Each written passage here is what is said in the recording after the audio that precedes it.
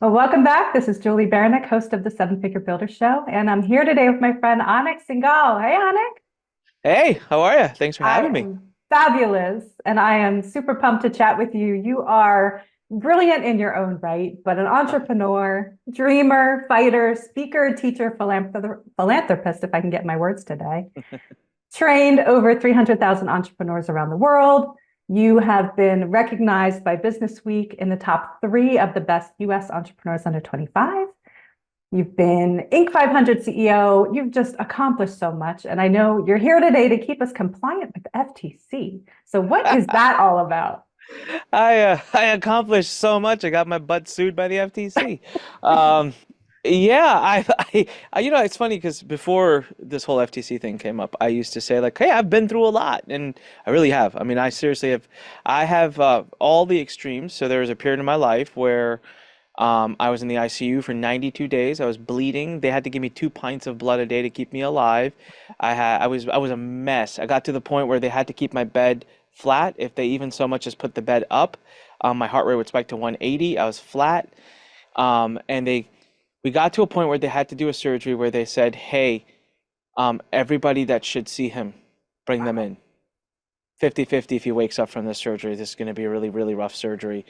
So I've had that, right? You would say that's the lowest of lows, but for me, I mean, just we could talk about it, but I remember when I survived the day I was being checked out of the hospital, and that wasn't the worst of it because it got worse after that. But Well, I yeah. remember the nurse, the head nurse, she was retiring within a week or so, and she came to me and she said, "I needed to see you before you left because, I just wanted to make sure you understood something, and that was that I've been a nurse for 50 years." And we did not save your life. The doctors did not save your life. The surgeon did not save your life. None of us here, you should be dead. There is no reason for you to be alive other than you, your attitude, and how you showed up during these 3 months. And so I always tell people, I'm like, I've been through a lot. And out of all of that, by the way, the hardest thing I ever went through was being investigated by the FTC for 18 months. I mean, I would not wish this upon anybody in the world. And so, yeah, I've experienced a lot. I'm not regretful for any bit of it. I think it all shapes us to who we are today. And you know what? I live a really blessed life. I've got two beautiful little girls, a great family. I live in a great home, drive whatever cars I want, take vacations. So I'm not here to complain. I'm just here to empower as much as I can. So yeah, I've been through a lot. My goal and mission now for marketers is to wake them up as to what the regulatory rules and laws are because they don't know them. I didn't understand them. I knew some, but I didn't understand them. And 4 words, if there were 4 words that weren't in my sales calls, my entire case could have turned out very different. 4 words. So I thought it'd be wise to let everyone know what those 4 words are so that they don't have to go through these issues. So yeah, it's just a lot I've been through a lot, good, bad, and at this point I'm 40, I'm gonna be 41 in a month. And I just like, I don't know, maybe it's midlife crisis or something, but I'm all about like, hey, how can I just share my wisdom and tell people what and I've Julie, one thing about me is I've become so raw. I was always kind of transparent, but now now I'm like that old man that's like, get off my lawn. Like I don't got anything. I'm just raw. Like Yeah. it is what it is, the good, the bad, the ugly, and I think it makes for interesting conversations with entrepreneurs. It does, and it's so valued because it's hard to peel back the layers for most people and really understand what's happening behind the scenes. That everybody touts to be a massive success, and in reality, they're not, right? No. But back to your ICU experience, it sounds like, and I would say you have a massive purpose in your life. Obviously, that's why you're here. So I'm glad you made it through that. In my original career, I was a high risk labor and delivery nurse. So from the nursing perspective, Oh, that's yeah. like a lot for a nurse to come in and really share that with you. So I think that's pretty awesome that she did. So, but Yeah, I appreciated her her for it. I didn't really fully understand what she meant. You gotta understand, she did it. I was high on pain oh meds and yeah, I I'm hadn't surprised you eaten remembered in it. months, but it stuck out at me, and I think it probably took me months, maybe years, honestly, because it went on to be that whole period of my life lasted a year. I had to have two more surgeries after that. I was admitted again and again, and they weren't as serious as the first one, but they were still pretty bad. I mean, I couldn't walk, Julie. My legs went. I mean, if you don't walk for 90 days, your leg Yeah. muscles just go limp, and so I had to go through physical therapy. They built like a makeshift hospital in my parents' basement. And Julie, one thing I didn't mention is during those 90 days in the ICU laying flat, I ran my business with a Wow. BlackBerry phone. And we didn't have iPhones at that time. And I actually got into trouble with the administration multiple times because I can't have your phone out in the ICU. They don't want you using your phone. And so I negotiated with them. And I said, well, if you don't want me to use my phone, so they would confiscate my phone and I would call my employees and they'd bring me another one the next day. I'd buy another phone. And I was like, I just told them, I said, I'm not going to stop. Right. So there's a computer in this room that you guys never use. The nurses use it for 5 minutes to come punch some data in. Let me use it. Bring it up. It's got a pivot thing. I can lay flat and use it. And then you don't have to worry about me having a phone. So I've negotiated hardcore to get the ability, because here is my take on that. And people always like, why? I said, this is how I've always been. My take on it was this. I'm still breathing and I'm still awake and I still have a purpose. And so as long as I'm breathing, I'm doing what I'm doing because I love it and I enjoy it. And what else am I supposed to do? Sit back and watch reruns of like Friends or something? Like how long am I going to do that lying in bed? And by doing this, I was engaged, I was busy. It would give my parents and family the freedom to walk out and go do Right. something and know that I'm happy and busy. And so yeah, that was a really key. There's so many things that happened during that year that now I'm able to look back on and say, God dang, like that way of approaching that is how I approach this in business. And like, wow, that trait is very strong. But yeah, I never understood what she really meant till probably years later. And I realized, because now I work and I coach a lot of people, right? Like I work with a lot of our students and sometimes I just want to smack them and say, just like, gotta have some grit, man. Like, come Yeah. on, Look, dude, if I can do it flat in a hospital bed, you can do it in the comfort of your own home.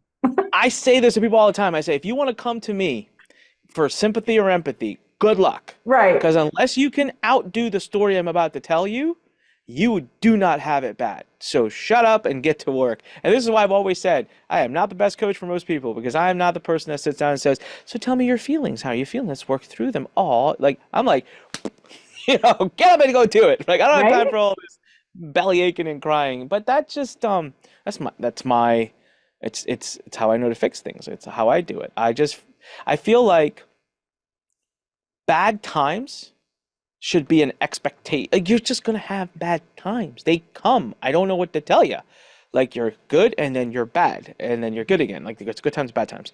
So when they happen to me, I don't let them impact me as much now because I'm like, oh, okay, that's good. That's now because good times are yet to come. Like I know it's gonna kind of turn. That's an entrepreneur's life. You go through these highs and lows.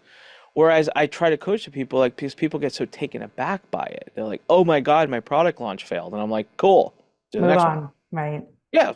Why are we still talking about this? It failed, so let's move on, right? Yeah. And it's like, "Oh man, I worked so hard on it," and it's like, I don't know what to tell you.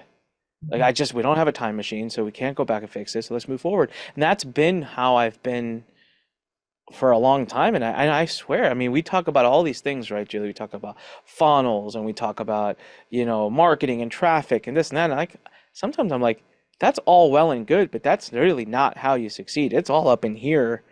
And you can talk to any very successful person.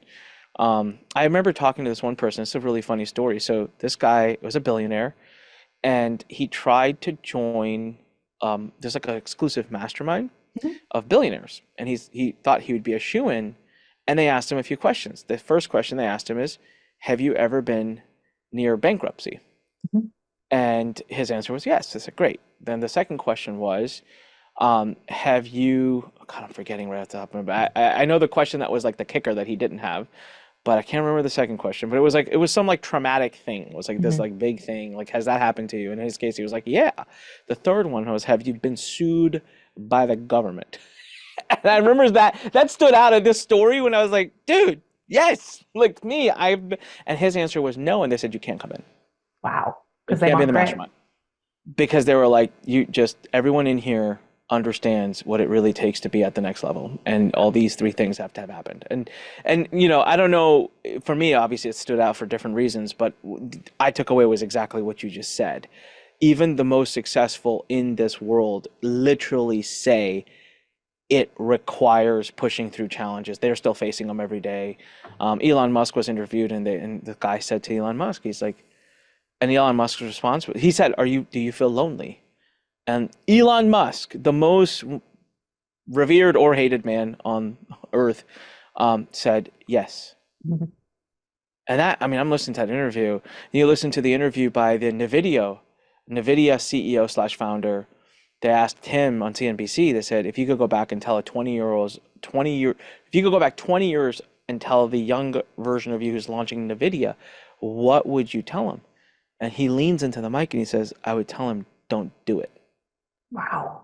And like the host was like, what? That's What do you mean don't do it? not He's like, what I was I would say expecting. don't do it. And he's like, you got to unpack this for me. That's not the answer I was expecting. He goes, see, the the blessing and the curse of a great entrepreneur is that they always think it'll be okay. Mm. And it's a blessing because it's what gets us through all the toughest times, and it's why we power through and prevail when others can't. It's a curse because we put ourselves through a lot of crap, right? Because, Yeah. and so the guy's looking at him and he's like fascinated and he's talking to him and he's like, wow, okay. And he goes, well, I don't understand. Why are you still the CEO of NVIDIA? Like, if it's so hard and if you don't like it, and he leans in, he goes, because I think it'll be okay. Like I just said it, right? And that made an impact on me. I mean, so many interviews I listened to, that was like, damn, he's right. Like that's so people always ask me, like, what does it take to be an entrepreneur? I'm like, just survival, a massive sense of survival. I sent my friend an audio note yesterday. I was going through some tough times, and I said, just keep pedaling, man. Mhm. He's like, but it's so hard. I said, just keep pedaling. You gotta keep moving your feet. You just gotta keep moving your feet. It's statistics. Right. Okay? With every time if I'm trying to get a heads and I flip its tails, my chances of the next one being heads goes up. I flip again, tails. My chances of the next one being heads goes up. I flip again. I flip again. The more I flip, it keeps being tails. My chances of the next flip being heads just keeps going higher and higher and higher and higher. And I'm like, guys, that's what success is. It's flip, fail, flip, fail. Just don't stop. Because every time you fail, the chance of you succeeding is actually higher. And now all of a sudden, when you look at it from that perception, I think if I'm wrapping it all up into my story, that defines how I look at challenges and failures and all of that. You're talking to a guy who was about to sell his company for deca millions of dollars. It was done. The deal was pretty much done. Um, I was about to step down as CEO, which, by the way, most people will tell you who've been CEOs of larger organizations, as much as we aspire to be a CEO, it is like the worst job on the planet. I wanted to get out of that job. And then I just had a baby, my first child, our first child, and I was so excited to be like a stay-at-home dad for a year after selling the company. And 3 weeks after we had our first child, I get sued by the FTC or notified that I'm being investigated by the FTC. I lost the acquisition. My business went from doing nearly 40 million that year to almost nothing because I had to slow down a lot. Just, not that they made me, but that was the wise choice. I lost 85% of my team. I had to let them go. So here I went from like I was at the best possible, my dream come true. I wanted to sell my company before I turned 40. I was 39. It was my 39th birthday. I was going to announce to the team that the deal is done, it's being put into place, and my right hand is now the CEO. And so everyone's gotten promoted and everyone's going to make a ton of money when this acquisition happens. That was going to be my birthday gift to everybody, my 39th birthday. So I was like, biggest dream of selling the company, check mark. Getting home to be with the baby for a year and be dad, check mark. Stepping down as CEO, check mark. Able to go focus on my health now because I can just fully dive in on my health, check mark. It was like the perfect Cinderella story. One FedEx package. One FedEx package walked in through that front door. Life went from here to here in a moment's notice. And there have been people that have experienced this, who have committed suicide, who have gone into deep depression. I can tell you story after story that I've now learned about by working with my attorney of things that have happened to his clients. And I had to make a choice at that moment. Which one am I going to be? And I said, the idea of rebuilding that, Julie, till this day, sometimes I'm like, I'm supposed to be an investor now. I don't want to operate businesses anymore. I don't want to be CEO. It sucks. It's so much work. Um, but now I get to rebuild because I have a book in my mind that I want to write. I really want to write it. That gets to be probably one of the books that I leave my daughters with, that I leave the world with. But in order to write that book, Julie, I've got to bounce back. So that, but people ask me like, Anik, you still have money, you could I mean, I can go right now, I can probably just buy a few franchises, buy a couple of more real estate properties. I don't live a very lavish life. I'm gonna be pretty much covered. I'll be a consultant. I'd make $1 million a year just consulting. Right. I live like a super easy life, make good money, be covered. My kids would be covered. Um, they're like, why do you do it? And I'm like, I gotta write that book, man. I gotta write the book. I gotta bounce back from this for the pure purpose of bouncing back, just to show people that it's possible. So that nobody else can say it's not possible. So yeah, it all culminates in how you approach things, but this and this happens to us in different gradients, okay, all the time. Julie, you have your story, I bet, if not multiple stories of this and this, and so do others. And I challenge people right now listening to this to say, how do you react during that? Right? Do you look at that as the be all end all? Do you sulk? Do you live in the negativity and depression of it? Or do you allow yourself a few days to mourn that, of course, whatever time you need, but then get up and say, I just learned one way not to do it. Now let me go figure out, let me go back and do it again, right? So that's been my approach to life. It's served me well. It's a stressful way. It's not the easiest way to live, but it's one that it brings me happiness. Absolutely. And I definitely want to dive deep into the whole FTC experience for you. But what I'm hearing that you're rebuilding is you're creating your legacy, right? Like you've created your journey, you've created such success, but now you're creating your legacy. So I'm curious, what is that legacy that you want to leave to the world? You know, I, I don't know if I'm being very honest with you. I actually don't know. And I think this is where you're going to start to see a lot of differentiations between me and a lot of people that you might interview, or a lot of marketers or gurus or whatever you want to call it. I don't pretend to project um, that I've got it all figured out, or that I'm not going through tough times or whatever. I don't know what that legacy is. I'll tell you what I thought it was, and I know that it isn't that anymore. So 20 years ago when I graduated college, I was I was literally appalled and repulsed by the idea of someone getting a job. It was, I mean, I came out of college and I had job offers from three of the top banks in Wall Street. I mean, I I got a degree in finance, and I couldn't even I don't even know how, like, I still can't figure out credit debit. So I don't know what that degree did for me, but I got a degree in finance, and I did really well part-time working during college as a financial planner. Go figure. But I was mostly sales, right? I was doing the sales part. There was professional money managers behind the scenes. So investment banks wanted me because they were like, this kid's got the talk. He knows how to talk the talk. And I was going to make great money. So as far as my friends and all were concerned, I had the dream that they all look for. I had three investment banks fighting for me. So the idea, and I also had my business kind of starting to boom at the same time, my online business. So I let all of that go. But to me, the idea of getting a job was like repulsive. I was like, I can't do this. So my message in the beginning of my career of an online educator was everybody should be an entrepreneur.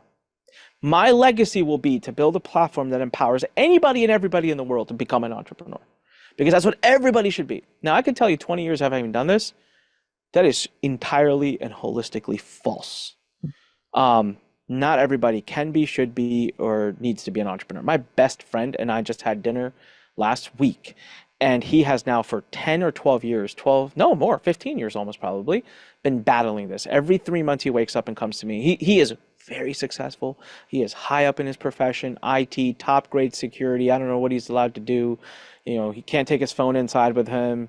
My number is at the government. I'm one of the three people that's allowed to contact. I don't like it. I'm like, I don't want my number in this database that you've put me in. Like, it's very top secret stuff. So I'm like, you're very, very, very successful. He's like, oh, I want to be an entrepreneur. And this week ago, I just told him, I looked him straight in the eyes. I said, I love you. And if this is a path you choose, I will always have your back, but this isn't for you. Mm. And you know what? He looked at me and he goes, no, I've started to figure that out too. I said, it's just not for you, man. It's not the right lifestyle for you. You're not going to like it. So I think everyone can, I think there's something to be said about being an intrapreneur. I think everyone can want to have a lot, be under a company, but have a lot of freedom, growth, variable pay, ability to grow. But I changed that ideology years back, a few years ago. And so now it's like, when I think about what is my legacy, it's going to sound so cliche, but I look at my two girls. And I'm like, what do I want to teach them? Like, what? I think that gets to be my legacy because that way I don't have to be living two lives. I can like live one life and my kids can learn by observing what I'm doing rather than me having to come home and teach them one thing and then go out and like live another thing. Um, and I think if I had to teach my older daughter's 2 years old now, so we're starting to hit like our terrific twos and we're having some meltdowns and moments and she's scared of new things. She doesn't like new things. And so it's giving me this, what do I want to teach you right now, right? And it's so funny, but it is absolutely about, sweetie, this is how we confront our fears. This is how we bounce back when we fall. This is how we react when things don't go our way. So it's about like composure, calmness, and control. And I start to think, holy crap, am I becoming a personal development dude? Because I don't want to do that. I don't want to be no Tony Robbins or whatever. But the book that I want to write is a book about acknowledging, accepting, and harnessing the tragedies and the bad things that happen to us and getting empowered by them. And so I think somewhere in what I just rambled about, Julie, is what I want my legacy to be. I can tell you this, here's some things I'm doing. I'm writing a lot of books. I'm very obsessed right now with books. I feel like, you know, oh my God, why am I blanking today? There's a Christian, female Christian. My wife loves her. I'm a big fan of her too. She makes me laugh. I always say she's like the female version of Joel Osteen. Mm. Ugh. She writes like a book a month. It's like Okay. literally she has like 100 books. It's insane, and my wife reads them all. And I'm like, that's one way to leave a legacy. It's to leave a lot of my knowledge in books, and I love books as a marketing tool. I think they're the best tool for marketing. I love books because people love books. I love books because that's something I can leave back for my daughters, right? That's me staying with them. So I don't know. I want to get my knowledge out to people. I want to empower people. Money, eh, it's a really cool way to. I forgot the term. It's a measuring stick, right? I feel like the more money you have, typically you've provided more value. So like, yeah, I'll make more money, but um, somewhere I don't know. I somewhere in legacy help people, impact people, get people to get up, get people to stop like whining about their problems. Maybe Right. it's there, something about No, there. I definitely hear you. I know. I always think back to because I started my career as a registered nurse, did that for 11 years, shifted over to consulting and all sorts of fun stuff. But I've taken my whole nursing world with me to the perspective of at the end of the day, nobody died. And Oh, it goes back yeah, to that mentality, that mindset that you were talking about is like, pick up your bootstraps, suck it up, just keep moving. yeah. And it's perspective. Like, did anybody die? No. Okay, we move on. Someone asked me, it's like a few months into the FTC investigation, things were just unraveling, and I was starting to realize you go through like these emotional phases when you get investigated by the federal government, and you go through this like in the beginning, you're like, oh, this is a mistake. They're Yeah. gonna realize the mistake, and it's gonna go away. And I actually have another friend who was months behind me who got investigated, and I watched him go through the exact same, and I was like a few months ahead, so I was like, all right, let it happen. But like that's. It's a And grieving process. yeah, the grieving process, right? And then like they settle into. I was at settled into the point where I realized like this is gonna get way worse before it gets better. Like, all right. So one of my friends at that time, one of my marketing friends or entrepreneur friends said, "How do you how are you dealing with this? Like, how are you still making jokes? Why are we here having tequila shots? Like, why are you still laughing?" And you know what I said to him? I said, "Man, I stared the Grim Reaper straight in his eyes and cheated him out of death. And that dude's been chasing me for 20 plus years and hasn't caught me yet. I'm sure I can handle a couple of lawyers at the FTC."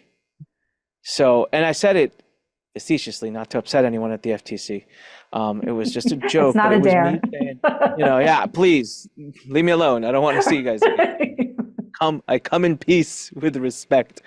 Um, but I just meant like, hey, I have seen worse, been worse.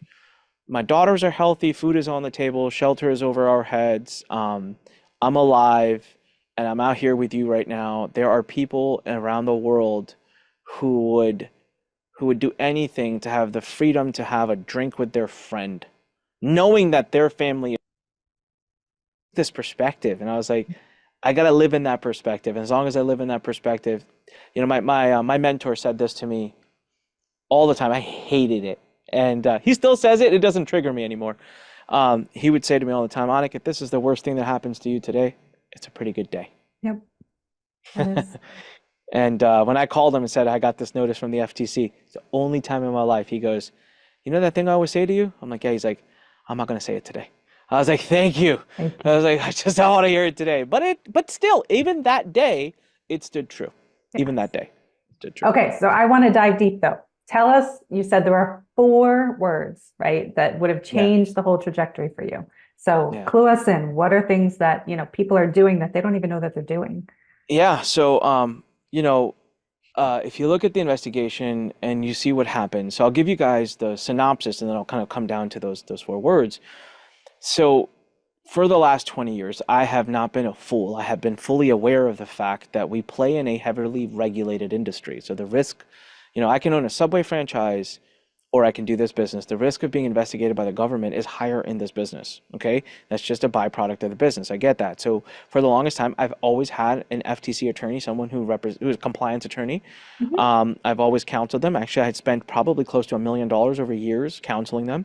And I even had a full-time paralegal in my business before this that was checking all the sales calls that would lead to sales. I was very anxious and nervous about the FTC stuff, not because I was scared of being sued, but mostly because I wanted to do the right thing. I didn't want my company to become something that was abusing or taking advantage of people. So what I learned was this. I learned a simple rule.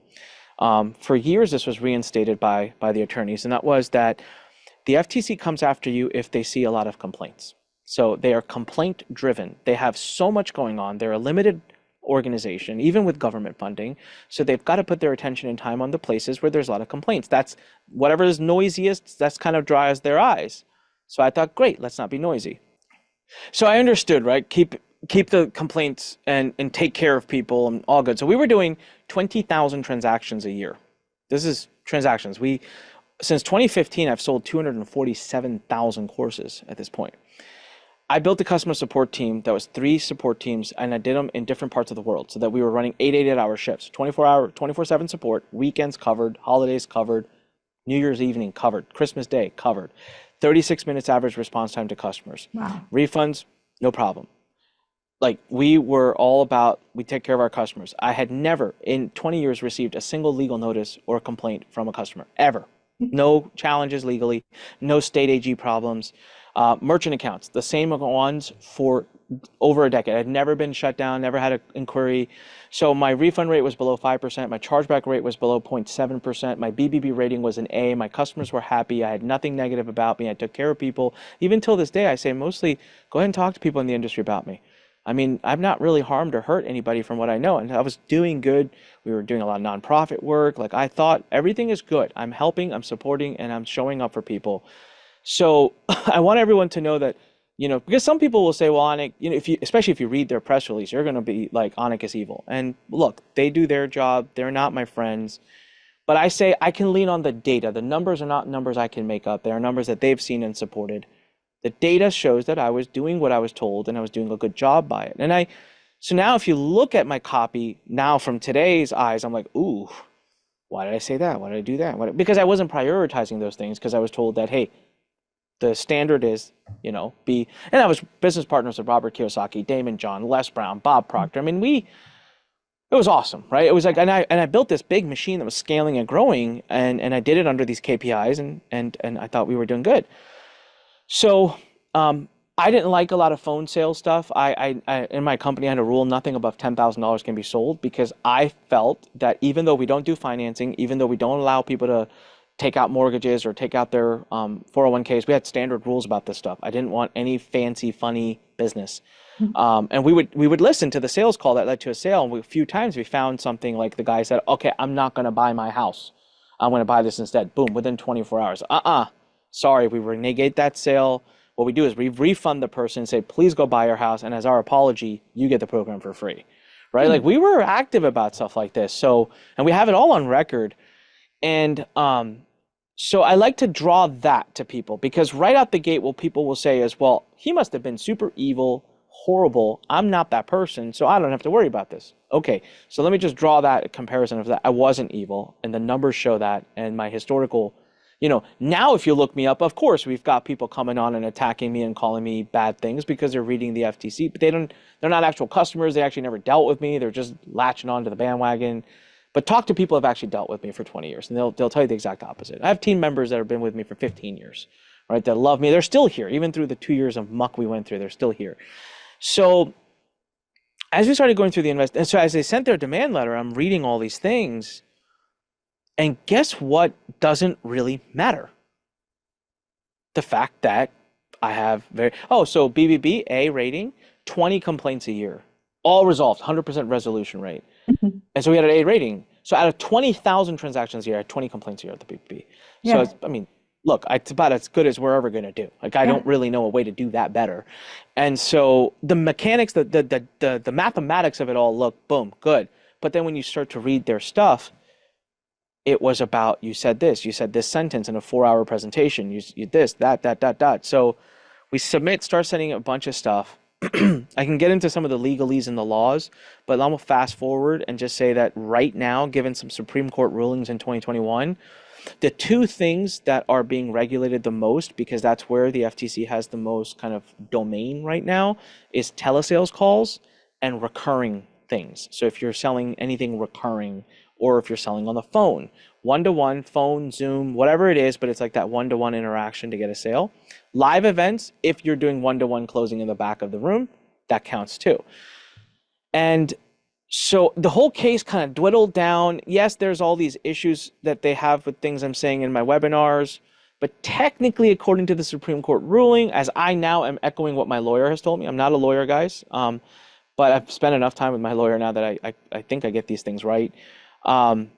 They couldn't really recoup money from me for things that I did that were one-to-many, that were sales pages, sales videos. Now they do have something called notice of penalty that has not been tested in court yet, but theoretically they say they can fine you $50,000 per violation. So for me, that was going to be like, I could have been fined like $500 million or something. Again, brand new, hasn't been tested. But by Supreme Court rules, it was like, hey, due to web sales, you can't just go garner their accounts, freeze their funds, take over a bunch of money.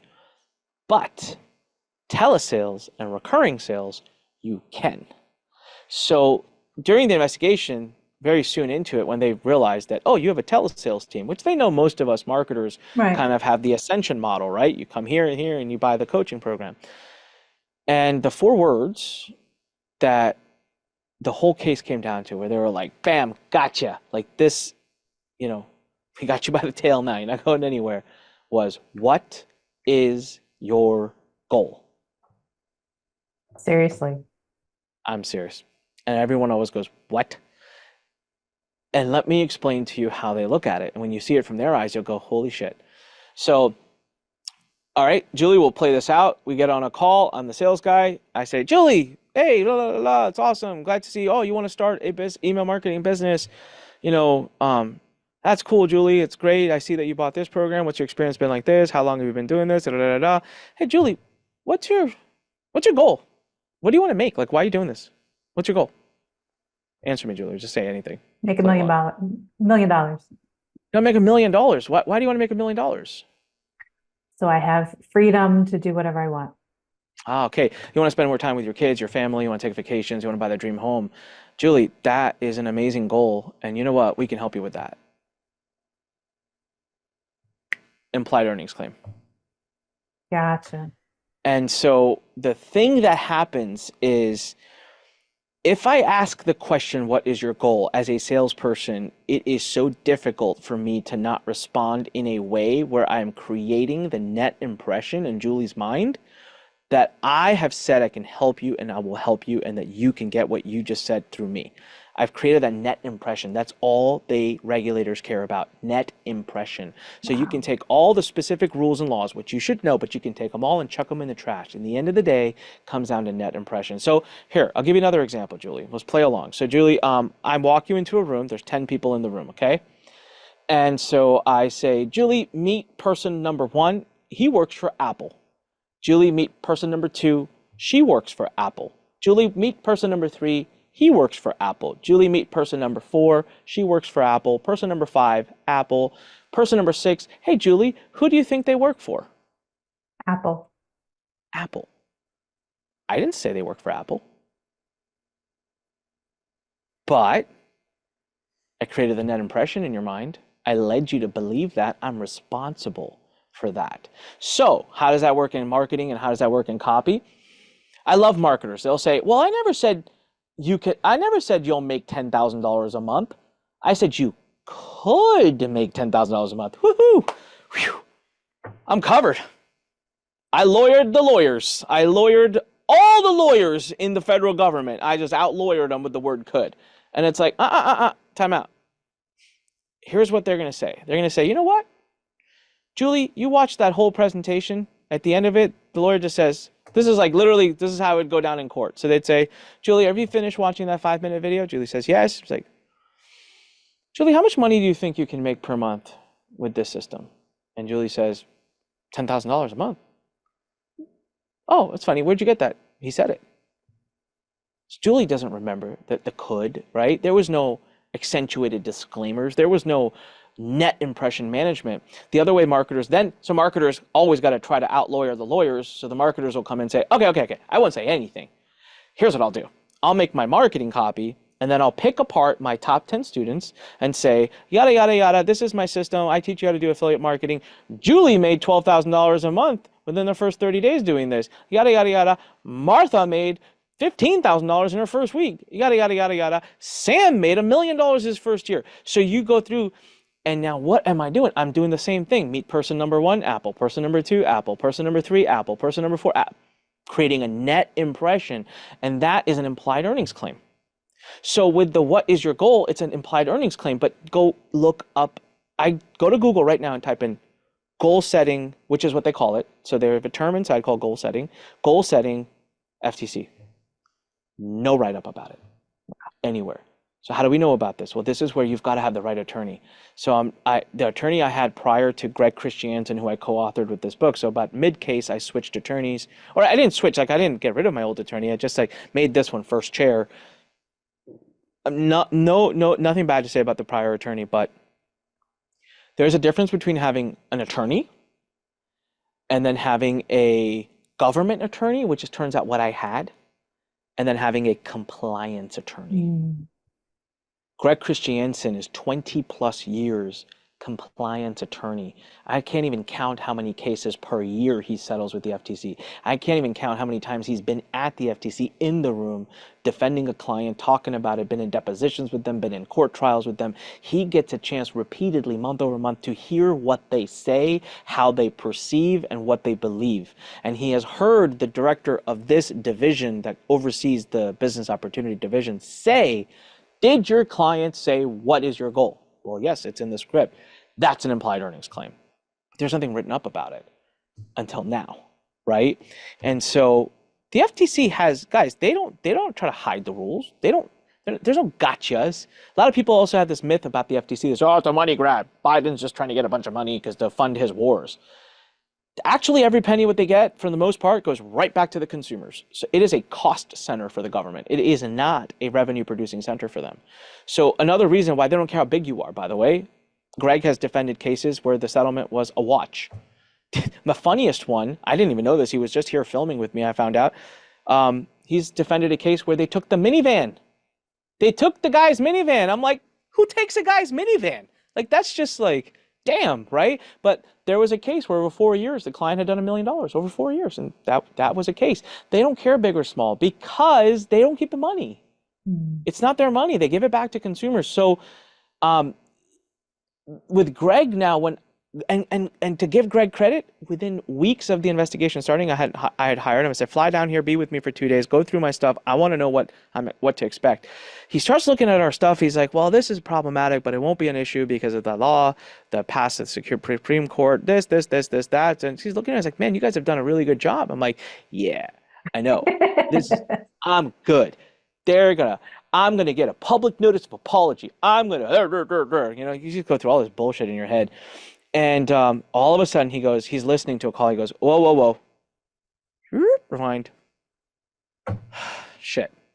And I'm like, what? He goes, this is going to be your case. He called it way before. And he said, they're going to come down and they're going to stuck on this. What is your goal? And sure enough, 18 months later, that's what they were stuck on. What is your goal? So now, am I going to say I would have been scot-free if that didn't exist on the sales calls? I don't think so. Sometimes Greg says that. Greg's like, yeah, it would have been done. I'm like, well, I'm not going to say that because I don't know. And I'm not in their heads. But man, we would have made a hell of a lot of noise and had a really strong case if that wasn't there. That was the term that made even Greg go, Anik, you need to settle. Like this is just going to get ugly. So now in the end of the day, they are lawyers also. So the things get ugly and they're lawyers, right? So they're not your friends. Like that is two people against each other. So they are going to play their cards. You pay whatever you got. And they got $1 billion. You don't. So someone's card stack is a lot higher. But there's implied earnings claims that people don't understand. There's things like misrepresentation. So Julie, we see this all the time in our presentations. This was worth $22,000 and today you can get it for $500. Well, who the? And I say this judgmentally. I'm not, guys. I'm one of us. I was doing it. I'm there. I get it. But now I get to look back and sometimes be like, what the hell?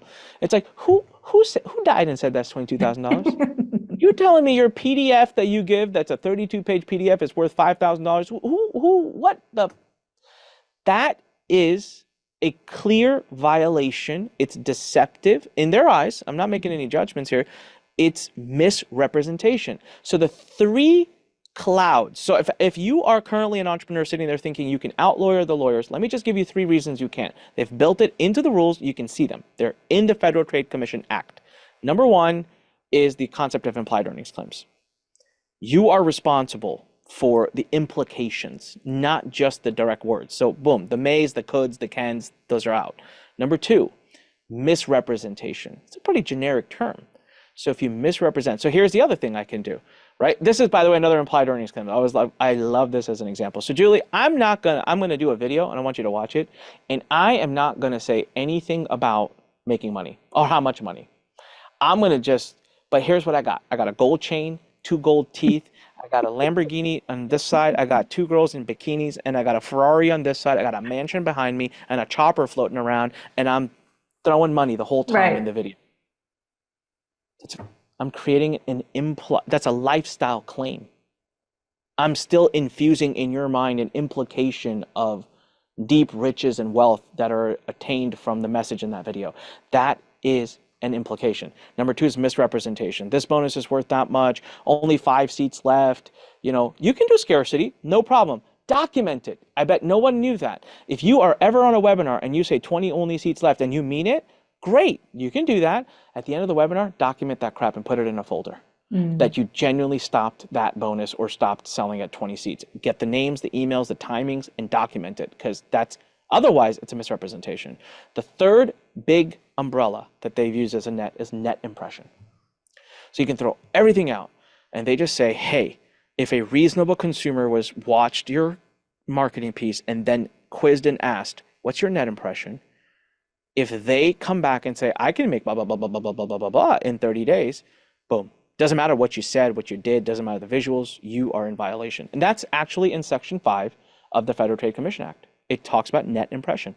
It's the most used term from the FTC, which we never learn about. Marketers never learn about this term, right? They're not trying to hide the rules, but they've done what they need to do. They've put it out there. It is up to us to now go get it, absorb it, and understand it. They don't need to shove it into our heads. Right. And so for me, I just halfway through the investigation, Julie, I was like, what the hell? Like I've been in this industry for 20 years. I'm considered one of the OGs of this space, and I don't know this stuff. If I don't know this stuff, there is no chance that other people know it. And so, you know what? I want them to know it. I said, this sucks. I don't want anyone to go through what I went through. So sorry, I know that was a massively long monologue to a very short question you asked me, which is what are the 4 words? But I wanted to give the context so that people understood why it's important to know the rules and why the way you've been looking at your marketing is not right. A lot of people say, I'm a good person. I do right. My customers get results. I'm fine. Yeah, it might be true, but that's not how they look at it. And that doesn't necessarily mean you're compliant. No, I love that. Thank you for sharing all of that. What I would ask back is, how do we be compliant? Like looking back now, you know what you know now. What would you have done differently? So, okay, so one of the key things that I think, so you got to look at, and Greg talks about this too, and again, I repeat to everybody, I'm not an attorney, so take all of this with a grain of salt and seek Greg as an attorney. This Of is the course. best, and I don't get paid for that. Like, I mean, I win some brownie points with him. That's nice, but not always nice to have a lawyer that likes you, by the way. So, um, number one, so you got to talk about what draws their eyes. So the first way to protect yourself is to never draw their eyes, right? To never do shit that'll just outlandishly get them.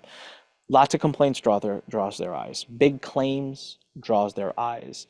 Lots of ad spend, flashy draws their eyes. So first level of protection is don't draw eyes. So we'll talk about how you not draw eyes.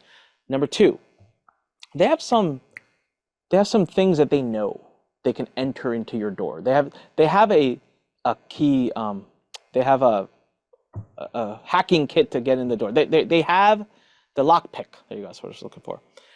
And those are absolute statements, testimonials and endorsements, and high claims, any form of claims. So now those three, they can pick apart any one of them, and that's a ticket into your company. They can now come in and deliver a CID to you, and now they're in there. Here's the thing. If you get a CID, 99 out of 100 times, they're going to find stuff. I mean, it's just like, so the name of the game really is to never get there. Now, just so I make it clear to people too, it's not very easy for them to just send you a CID. There's quite the process. And so it's not, I don't want people to get scared and think, oh my God, I said one thing, they're coming. It's not how it works. The analogy I've used, which Greg has quietly nodded his head to, but I think as a lawyer, he can't really like, back me up on this one, but I think it's a reasonable analogy. You got an empty glass in front of you, Julie, and so every time you say something or do something that is a violation, imagine you put a drop of water in the glass. Now, the reason people think that only big companies get hit is partly because those big companies are just the ones that people hear about because they make a splash. But it's also because those big companies are at a higher risk of getting hit, because when you make one mistake with 1,000 consumers, that's 1,000 drops. Yeah. So your glass just fills up quicker. That's all it is, right? And so some violations are more water than others. And so basically look at yourself as this glass and know that when the water overpours, that's when the FTC comes knocking. So one mishap, one mistake, albeit legally speaking is enough, it typically isn't. What they have to go through a lot, and they have a lot of cases. So first rule is don't be stupid. Don't be flashy. Keep your Lambo in the garage. It doesn't need to be in your ad. I never had any of my fancy cars in my ads, and I did really, really well. So keep it in the garage, all right? Use it for your own private time. Don't flash it around, and use it to help you convert. And I know I just killed a bunch of marketing bros' entire dreams, but sorry, guys. I'm sorry. To all of our 25-year-old kids out there, it draws eyes, right? So the drawing eyes thing, I think, is common sense. People know what draws eyes. You're getting a batch of complaints. You got 25 consumers that have come together and hired a lawyer. Like, dude, you're asking for it. Clean up your stuff. You got a problem. They're not the problem. You're the problem. Fix it. Okay, let's talk about the middle level, which is how do they pick that lock? Testimonials. They know most marketers don't follow the testimonial rules. I'm happy to go through them. I don't know how we are on time, but I'm happy to go through these 4 rules. Sure. They know. They know for a fact. I'm telling you right now, 100% of the testimonials I've reviewed by marketers are out of compliance. That's an easy way to pick the lock. That's the lock they picked on me. They knew that was the key they had to the door. Number 2, absolute statements. How is an absolute statement different than a claim? Here. 9 out of 10 doctors recommend this supplement to help fix your gastric problems. That's a very specific statement. How big is your study? Who are the doctors? Did you pay them? Where did you find them? How did you find them? Was it commissioned by a third party, or did you do it in-house? How'd you come to that number? Because you're leaning on it. It's a pretty strong statement. It's very specific, right? So if you're making specific statements, there you go. I was top 3 entrepreneur under 25 as voted by Business Week, right? I've kind of stopped using that because I'm 41. So it's like, all right, dude, like get over it now. It's been 16 years. I stopped using it a while ago, but they grabbed it from past stuff. Business Week got bought out by Bloomberg. Bloomberg went and nuked it and killed its pages online, killed the magazine. It's really hard to find. I said it's already pretty old. They couldn't validate it. This became a week-long thing. Out of an 18-month investigation, they're like, prove it. I'm like, are you kidding me? Right? Prove it. We don't see it anywhere. You said you're a top 3 entrepreneur under 25 by Business Week. Where? Thank God I had sent my dad an email with the link. Okay. The link is dead though. Nothing comes up. But Right. one of my friends said, dude, go to Wayback Machine. I was going to say. Thank God. And I found the old article and boom. And then it ended, right? I substantiated and ended. So if you have absolute statements, read through your copy and make sure they're all substantiated effectively. 9 out of 10 doctors, ask a lawyer if however the hell you arrived at that 9 out of 10 would it be validated in the eyes of the FTC? That's a lawyer question. But any absolute statement, that's because they know marketers make a lot of bullshit statements. And so usually absolute statements are an easy way. Number 3 is claims, right? Here's how to make $1,000 an hour. Here's how to do this. Here's how to cure. That's sad. Don't use the word cure, but here's how to, there are things, claims. This is, you'll lose 32 pounds by doing this. Like these are claims. And so they just know that most marketers never have the appropriate substantiation for them. So let's talk now about those 4 rules, because these are very important, and these are Greg's rules, not mine, although I take credit for them now just because I can. Greg created these after having studied hundreds of cases and been doing this for 20 years. If you want to use a testimonial, by the way, a claim is like if I say, here's how I make $32,000 a day, it's a self-testimonial. So there still has to match these four rules. Number 1, if Julie just gave me a testimonial that she made $22,000 using what I taught her, Julie, you need to sign a release and an affidavit claiming to be truthful and that I can use your stuff in my marketing.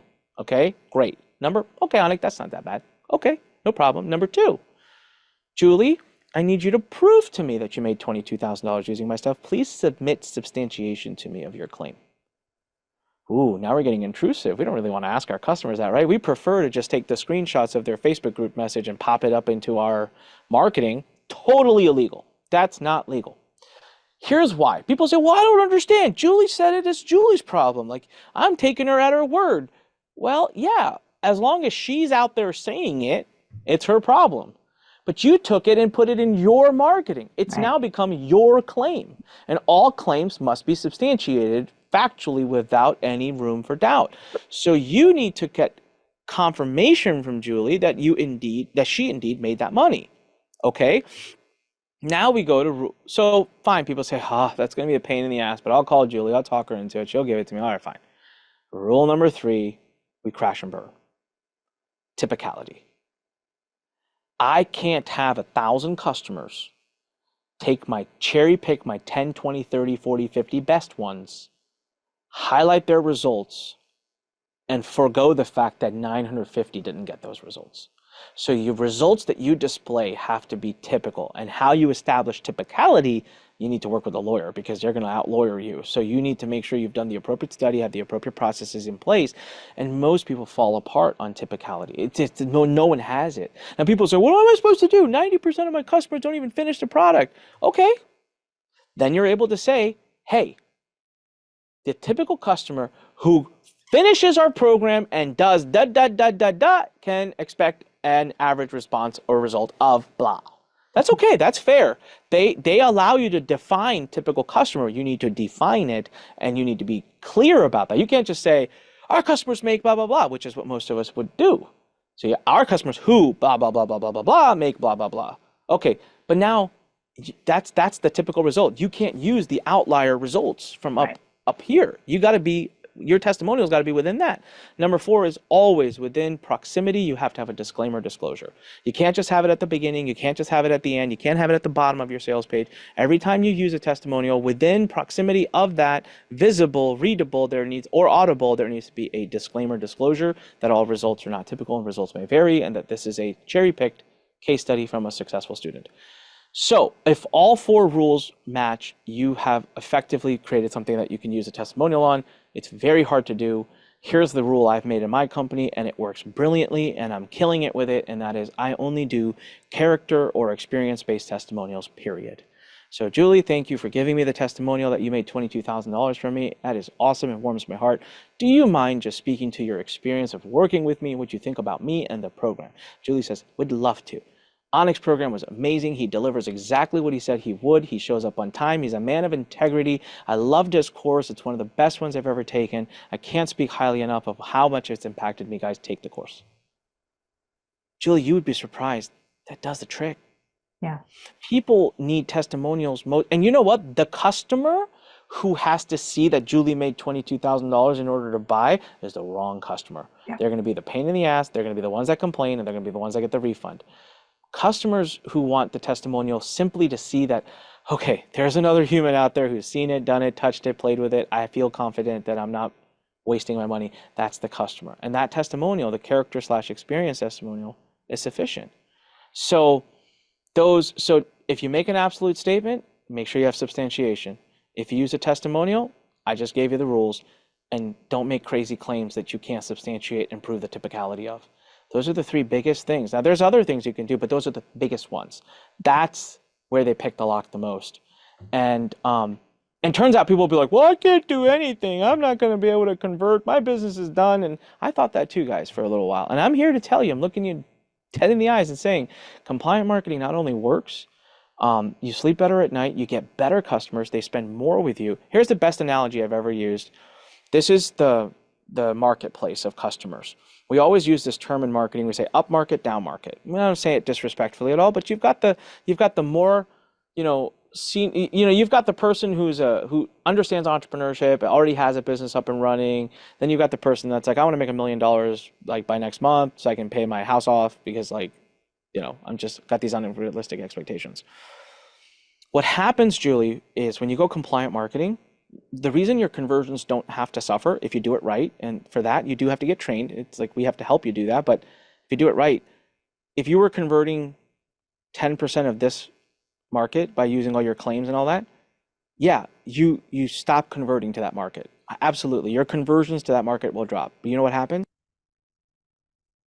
The other market, because your claimy marketing, your hypey marketing has been driving those people away. Yeah. Right, Julie, if you were looking at one of my programs, given where you are in your career, and I was like, Julie, if you join my program, I promise to make you at least $12,000 a month. You're like, what the, dude?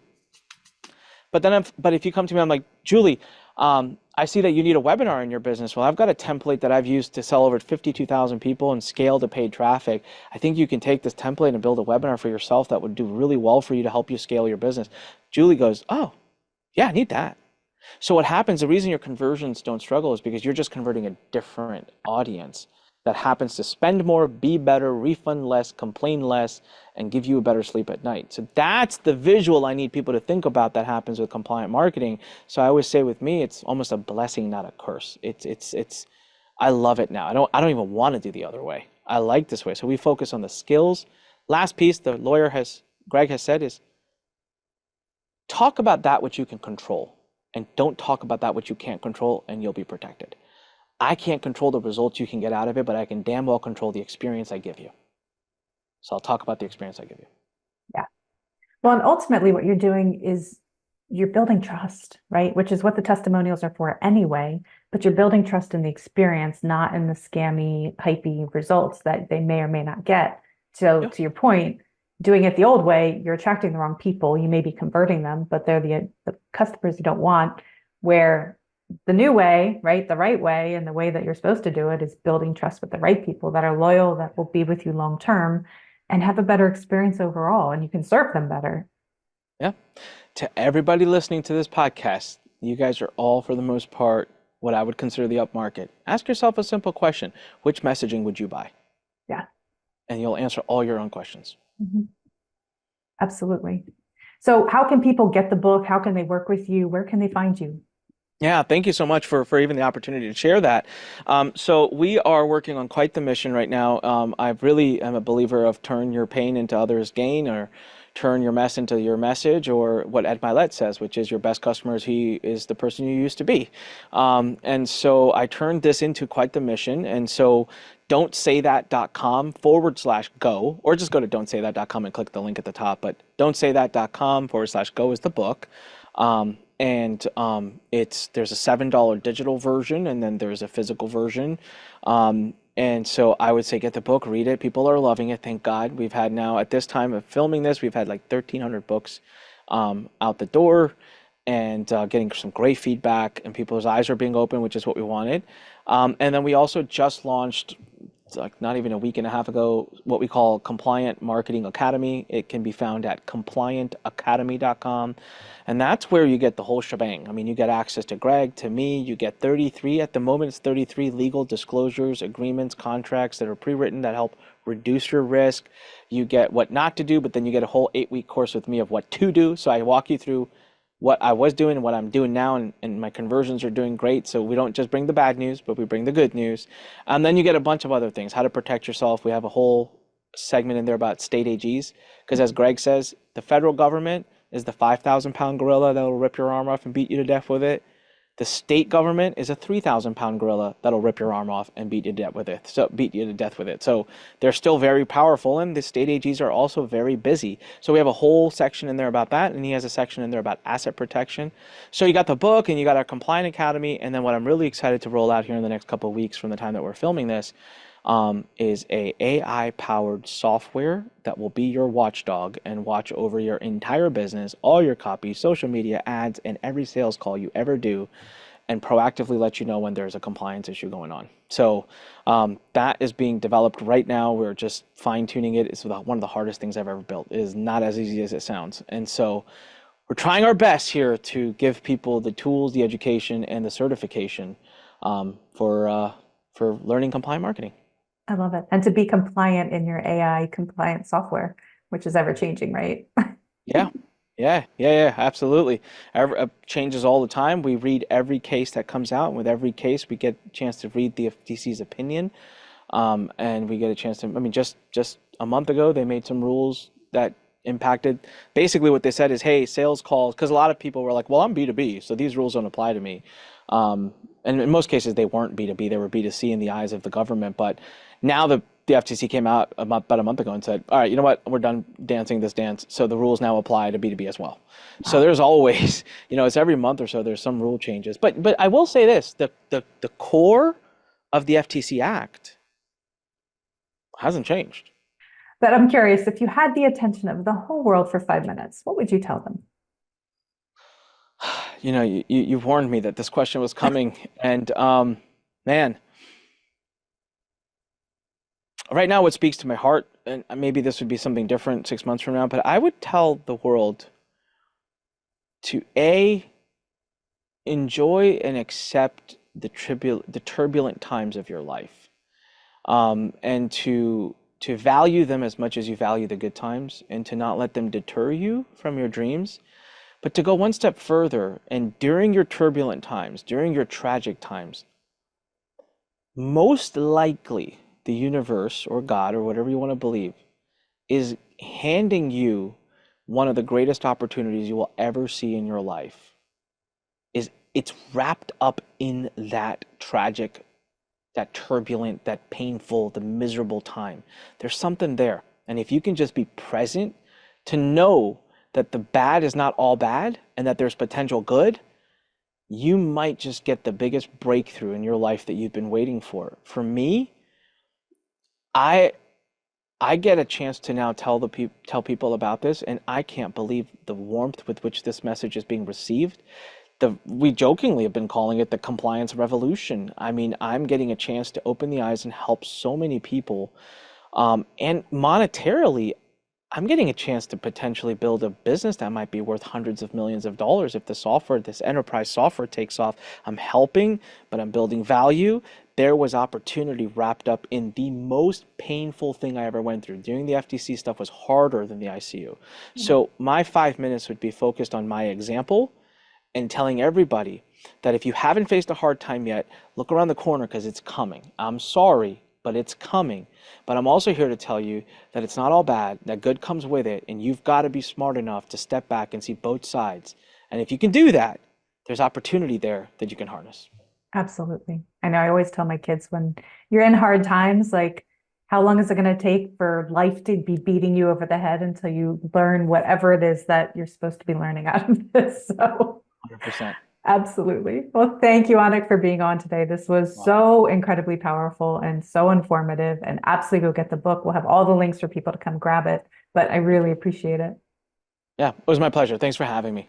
Yeah, for sure. And if you found value in this episode, please do share it. That's how people find us. And you can find me at sevenfigurebuilder.com. And I will see you on the next episode.